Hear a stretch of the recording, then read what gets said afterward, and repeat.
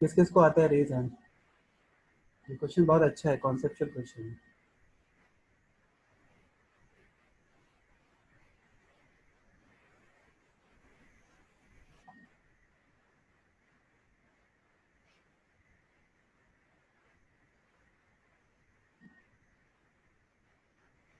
Anyone?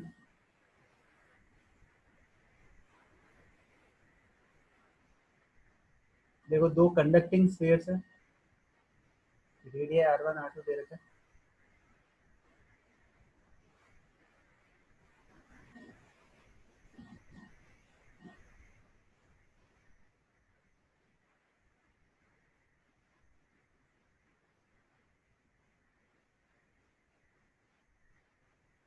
इन दोनों को तुमने कंडक्टिंग वायर से कनेक्ट कर दिया।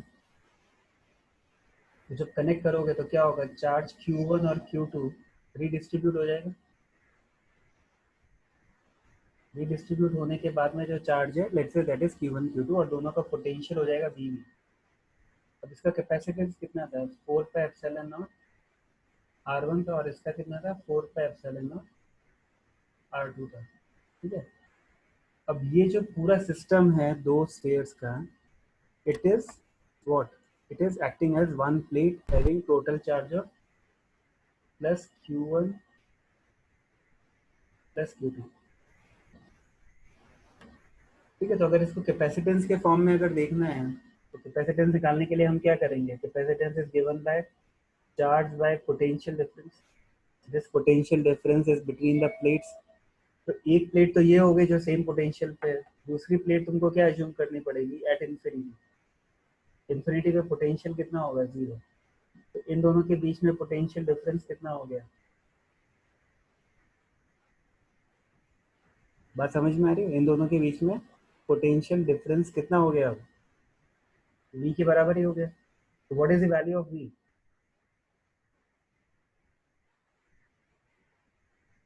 V is K Q1 by R1 and it is also equal to K Q2 by R2। ये बात समझ में आ रही है कि नहीं?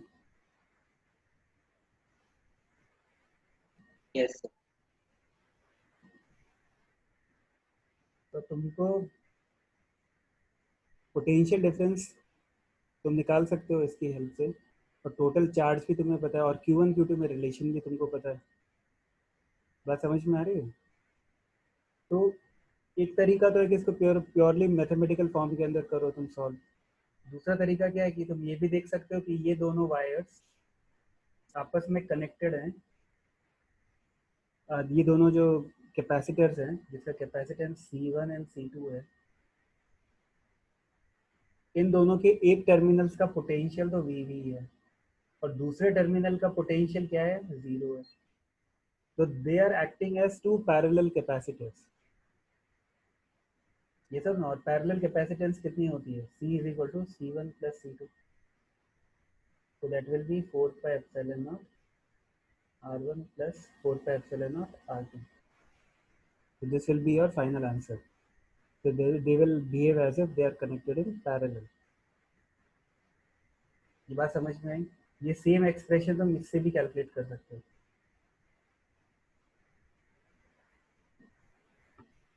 किसका डाउट था, क्लियर हो गया बेटा?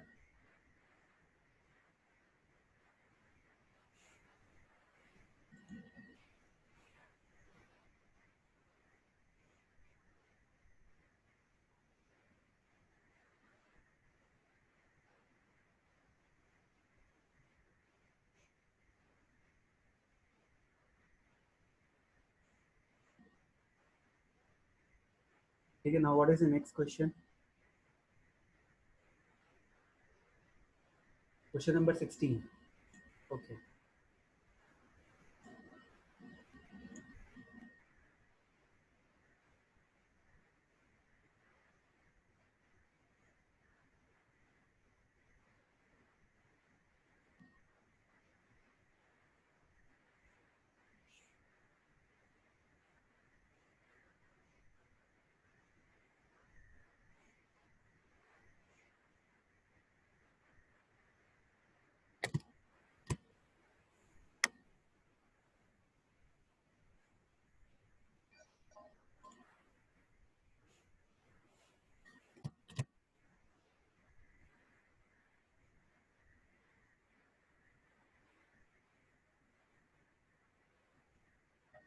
Find the equivalent capacitance of the system shown in figure between the points A and B.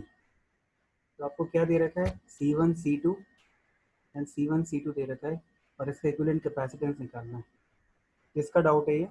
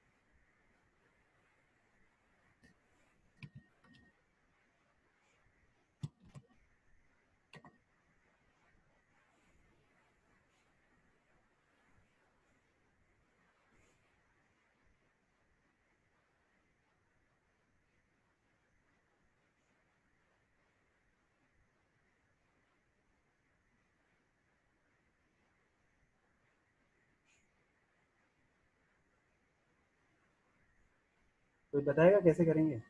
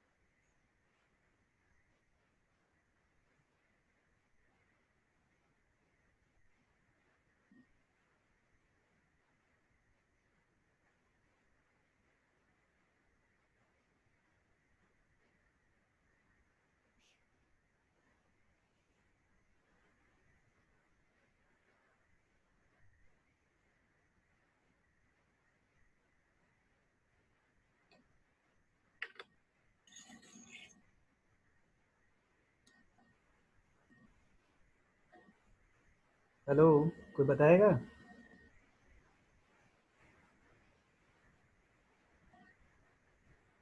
Sir hmm. C1 और C2 सीरीज में होंगे, और यस. बाकी जो तीन बाद में जो कॉम्बिनेशन आ जाएगा ऊपर और नीचे का, और C3 फिर पैरेलल में होगा. ये सीरीज में इसकी कैपेसिटेंस हाँ. होगी C1 C2 upon C1 plus C2.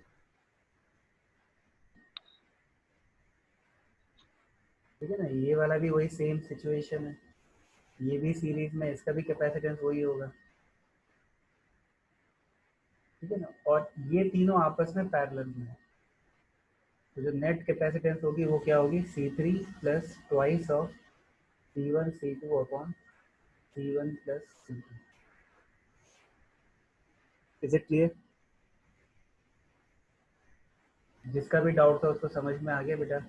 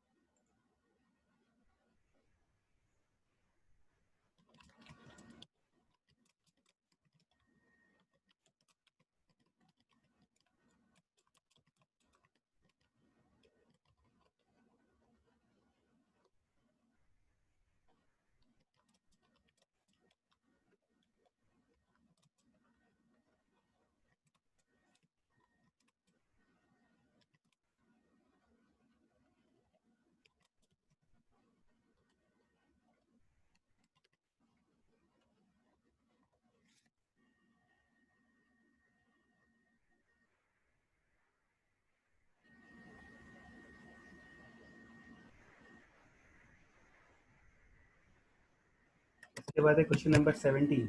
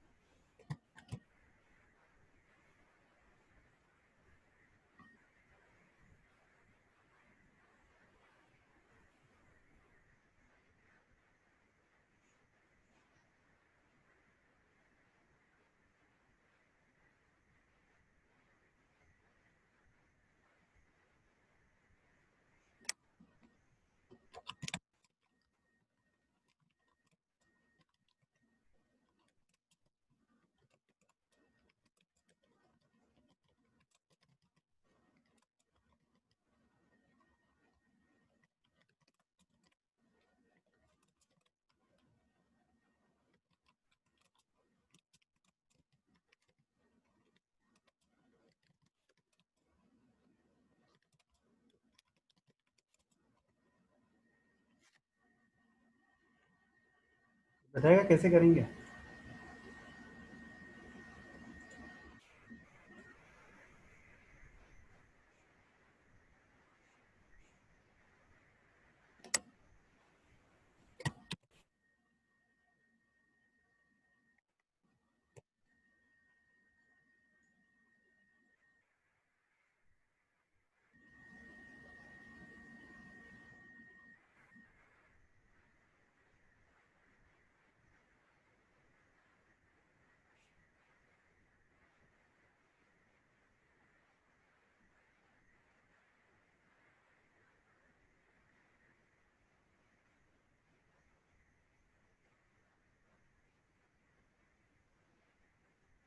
देखो तुमको क्या दे रखा है, ये कैपेसिटर है which is made in case of in the shape of a stair like structure, right?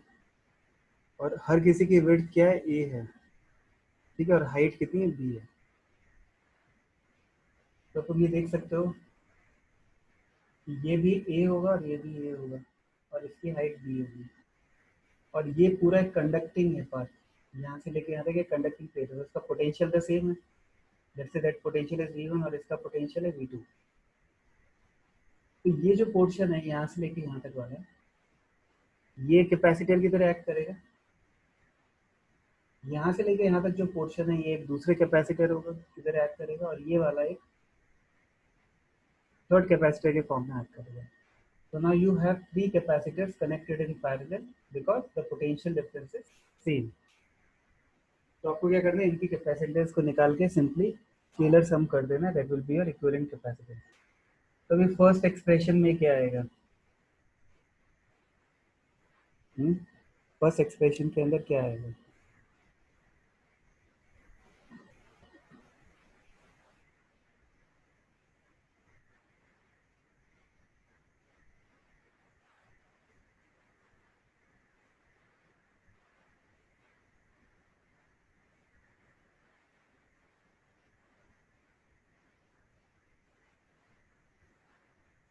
तो बता सकते हैं क्या होगा?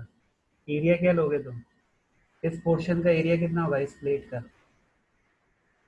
इसका A area A by by 3। Three हो, यस, क्योंकि इसका कंप्लीट एरिया ये है। तो उसको हमने क्या किया, लेंथ में तो कुछ चेंज नहीं किया है, बट इसकी जो ब्रेड्थ है उसको हमने इंस्टेड ऑफ 3 है वी हैव टेकन ओनली ये। तो ये तीनों सेम एरिया के होंगे, A by three, A by three, A by three. Okay, अब जब तुम फर्स्ट एक्सप्रेशन लिखोगे तो क्या लिखोगे, epsilon not A by D, A by D.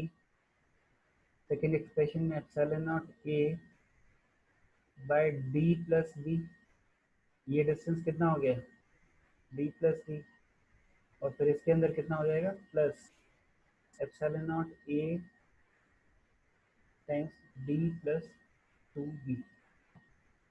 So you can take out the common term and then write 1 by d plus 1 upon p plus b 1 upon b plus 2b. So this is the effective capacitance. Easy है?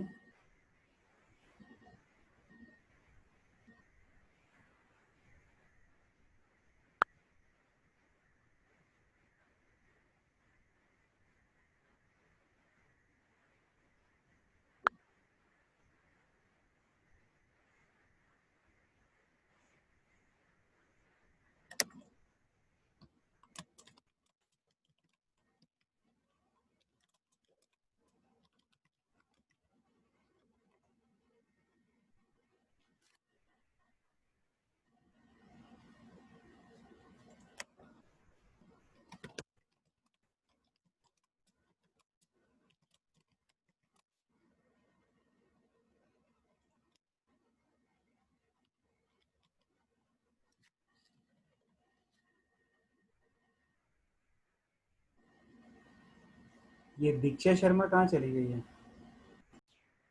किसी को doubt है इसमें? हो गया?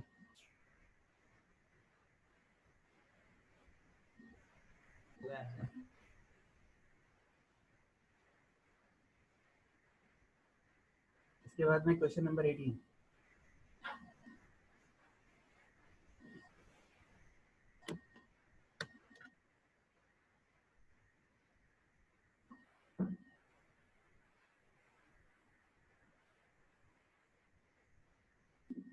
Cylindrical capacitor is constructed using two coaxial cylinders of same length 10 centimeter and of radii 2 mm and 4 mm. So you can see that length L is quite big, 50 times है वो, ठीक है, 50 times है in comparison to the inner radius. So you can take the assumption of it being a infinitely long cylinder. तो जो cable वाला case हमने किया था वो कैलकुलेट करना है. तो उसका फॉर्मूला याद है आपको? कैपेसिटेंस जब हमने निकाली थी पैरेलल प्लेट कैपेसिटर की, याद आ रहा है? ये इस एक्सप्रेशन को यूज करना है. क्या डाउट है इसमें बताइए?